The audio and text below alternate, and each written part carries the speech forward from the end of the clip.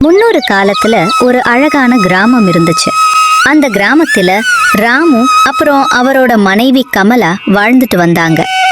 ஆனா கமலா பரம சோம்பேறி. எப்பவும் எந்த வேலையும் செய்யாம சோம்பேறியா இருப்பா. அவ காலையில எழுந்திருக்கிற நேரமே 10 ஆகும்.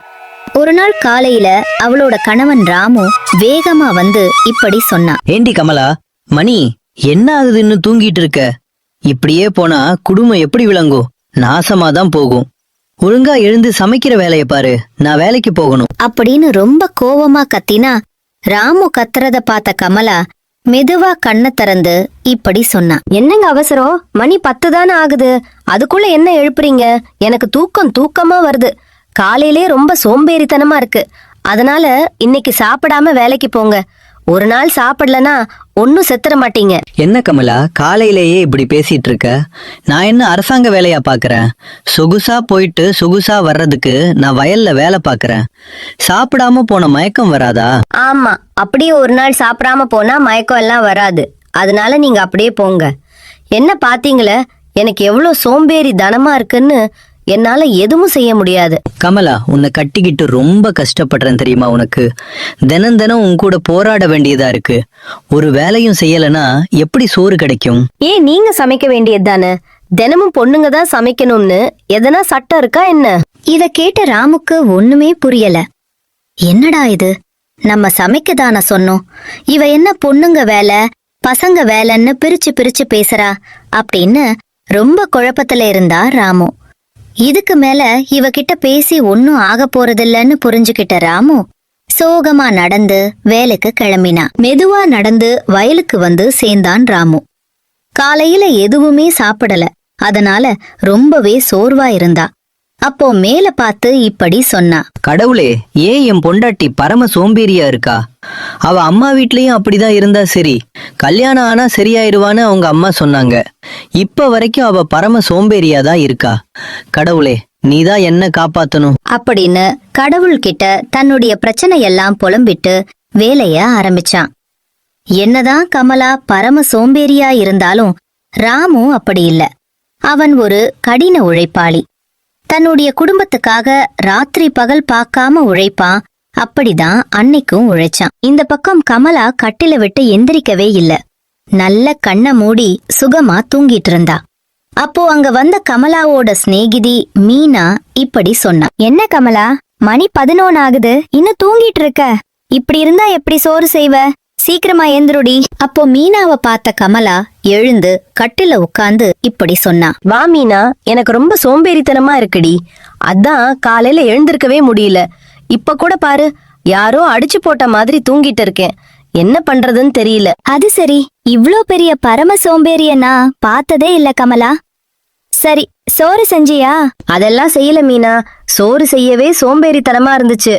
அதான் என் புருஷன் சாப்பிடாம வேலைக்கு போக சொல்லிட்டேன். அவரும் போயிட்டாரு. அதான் நல்லா தூங்கிட்டு இருக்கேன். அடிப்பாவி, வயல்ல கஷ்டப்பட்டு வேலை செய்யற புருஷனுக்கு சோறு செய்யாம இப்படி பட்டினி போட்டு அனுப்பியிருக்க. இது உனக்கே நியாயமா இருக்கா? என்ன மீனா, ரொம்ப பேசிட்டு இருக்க? என் புருஷன் ஒரு நாள் சாப்பிடாம போனா ஒன்னும் செத்துற மாட்டாரு. அது மட்டும் இல்லாம நான் பரம சோம்பேறின்னு தெரிஞ்சுதானே கல்யாணம் பண்ணாரு. அடியே கமலா, நீ கல்யாணத்துக்கு அப்புறம் மாறிடுவ, ஒழுங்கா எல்லா வேலையும் பாப்ப அப்படின்னு நினைச்சு தாண்டி உன் புருஷன் உன்னை கல்யாணம் பண்ணாரு. ஆனா நீ இன்னும் திருந்தாம அப்படியே இருக்க. மீனா, அதெல்லாம் எனக்கு தெரியும். நீ வந்து எனக்கு பாடம் எடுத்துட்டு இருக்காத. ஒழுங்கா உன் வேலைய மட்டும் பாரு அப்படின்னு ரொம்பவே கோவமா கத்துனா கமலா. இத கேட்ட மீனாக்கு மூஞ்சி சுருங்கி போச்சு. ஏன் கமலா என்கிட்ட கத்துற? நான் உனக்கு நல்லது தானா சொன்னேன், நீ சொன்னா கேட்கவா போற?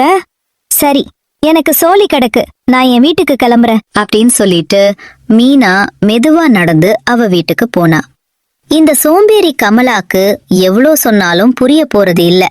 அவ இப்படியே பரம சோம்பேறியாதான் இருக்கணும்னு முடிவு பண்ணிட்டா. ஆனா இது எதுவுமே தெரியாம ராமு வயல்ல கடினமா உழைச்சிட்டு இருந்தான். இன்னைக்கு சீக்கிரமா வேலையை முடிச்சிட்டு வீட்டுக்கு போகணும். ரொம்ப பசிக்குது. கமலா ஏதாவது செஞ்சு வச்சிருந்தா நல்லா இருக்கும். சாயங்காலமும் ஆச்சு.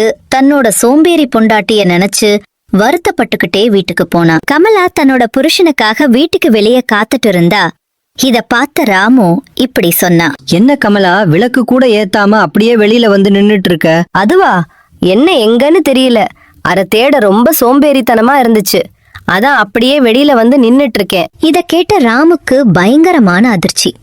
இப்படிப்பட்ட பரம சோம்பேறிய பொண்டாட்டியா கட்கட்டிக்கிட்டத நினைச்சு ரொம்பவே வருத்தப்பட்டான். வேற வழி இல்லாம மெதுவா போய் தூங்கவும் ஆரம்பிச்சான். 2 பேரும் என்னதான் பசியில இருந்தாலும் அவங்க நல்லா தூங்க ஆரம்பிச்சாங்க. காலையிலயும் ஆச்சு. ஆனா ராமு எழுந்திருக்கவே இல்ல. மணி 10 ஆகியும் அவன் தூங்கிக்கிட்டே இருந்தான். இத பார்த்த கமலா ரொம்ப குழப்பத்தோட ராமுவ பார்த்து இப்படி சொன்னான். என்னங்க, மணி 10 ஆயிடுச்சு, இன்னும் தூங்கிட்டு இருக்கீங்க? அப்புறம் யாரு வேலைக்கு போறது? எனக்கு சோம்பேறித்தனமா இருக்கு கமலா. ஏன் உனக்கு மட்டும்தான் சோம்பேறித்தனமா இருக்குமா? நான் இன்னைக்கு வேலைக்கு போல, நீ வேணா போ. என்னது, நான் போணுமா? என்னங்க விளையாடுறீங்களா? ஒழுங்கா வேலைக்கு போங்க. மணி என்ன ஆகுது? நான் போக போறது இல்ல கமலா. எனக்கு சோம்பேறித்தனமா இருக்கு. நான் ரொம்ப நேரம் தூங்க போறேன். நேத்து உனக்கு சோம்பேறித்தனமா இருந்துச்சு, சோறு செய்யாம நல்லா தூங்குனியா? அப்ப நான் ஏதாவது உன்னை கேட்டனா? ஏங்க, நானும் நீங்களும் ஒன்னா? நீங்க வேலைக்கு போய் காசு சம்பாரிச்சாதானே நம்ம நல்லா வாழ முடியும். அதெல்லாம் எனக்கு தெரியாது. உனக்கு வேணும்னா நீ வேலைக்கு போ, என்னால போக முடியாது. இதை கேட்ட கமலாக்கு பயங்கரமான அதிர்ச்சி. என்னடா இது, இந்த மனுஷன் இப்படி பேசுறாரு அப்படின்னு ரொம்பவே குழப்பத்துல இருந்தா. வேற வழி இல்லாம சோகமா கமலா சமைக்க ஆரம்பிச்சா. அப்பதான் அவளுக்கு எல்லாமே புரிஞ்சது. தன்னோட புருஷன் எதையும் எதிர்பார்க்காம தனக்காக உழைச்சாரு. ஆனா அவருக்கு ஒரு வாய் சோறு கூட என்னால போட முடியல அப்படின்னு அவளுக்கு குற்ற உணர்ச்சி குத்திட்டு இருந்துச்சு. அட கடவுளே, நான் பெரிய தப்பு பண்ணிட்டேன். நான் சோம்பேறித்தனமா இருக்கணும்னு நினைச்சேன். ஆனா என் புருஷனை மறந்துட்டேனே. அவர்கிட்ட முதல்ல போய் மன்னிப்பு கேட்கணும் அப்படின்னு சொல்லிட்டு மெதுவா தன்னோட புருஷனை பார்க்க கிளம்பினா. தூங்கிட்டு இருக்கிற தன்னோட புருஷனை பார்த்து கமலா இப்படி சொன்னா. என்னங்க, தூங்குற மாதிரி நடிச்சது போதும், ஒழுங்கா எழுந்துருங்க. உங்களுக்காக சமைச்சு வச்சிருக்கேன், வாங்க வந்து சாப்பிடுங்க. என்ன உனக்கு திடீர்னு என் மேல அக்கறை? எனக்கு சாப்பாடு வேணா, ஒண்ணு வேணா, நீ போ இங்கிருந்து. என்னங்க, எனக்கெல்லாம் புரிஞ்சது என் மேலதான் தப்பு. சின்ன வயசுல இருந்து எங்க அம்மா என்ன பரம சோம்பேறியா வளர்த்துட்டாங்க. நான் என்னோட தப்ப உணர்ந்துட்டேன். இதுக்கப்புறம் எல்லா வேலையும் ஒழுங்கா பாக்குறேங்க. என்ன மன்னிச்சிருங்க. மன்னிப்பு எல்லாம் வேணா கமலா. நீ சோம்பேறியா இல்லாம எல்லா வேலையும் எனக்காக செஞ்சு உன்னையும் பாத்துக்கிட்டா எனக்கு அதுவே போதும். கமலா சோம்பேறித்தனமா இருந்தது அவளை மட்டும் பாதிக்கல, அவளோட புருஷனையும் கஷ்டப்படுத்தினத கமலா புரிஞ்சுக்கிட்டா. நீங்களும் கமலா மாறி சோம்பேறித்தனமா இருக்காதீங்க. கடினமா உழைச்சு உங்களுக்கான இடத்தை கண்டுபிடிங்க. ஒரு ஆண் சோம்பேறியா இருந்தா சாப்பாட்டுக்கு கஷ்டம் வரும். ஆனா ஒரு பெண் சோம்பேறியா இருந்தா வாழ்க்கையே கஷ்டமாயிடும். என்னதான் ஒரு ஆண் சம்பாதிச்சாலும் ஒரு பெண் தான் அவனோட பசிய போக்க முடியும். என்ன கேட்டீங்கன்னா, பெண் தான் எல்லாருடைய வீட்டோட அன்னபூரணி. பாத்தீங்களா, என்னோட சோம்பேறித்தனத்தால என் குடும்பமே எவ்வளவு கஷ்டப்பட்டுச்சுன்னு. நீங்களும் சோம்பேறித்தனமா இருக்காதீங்க.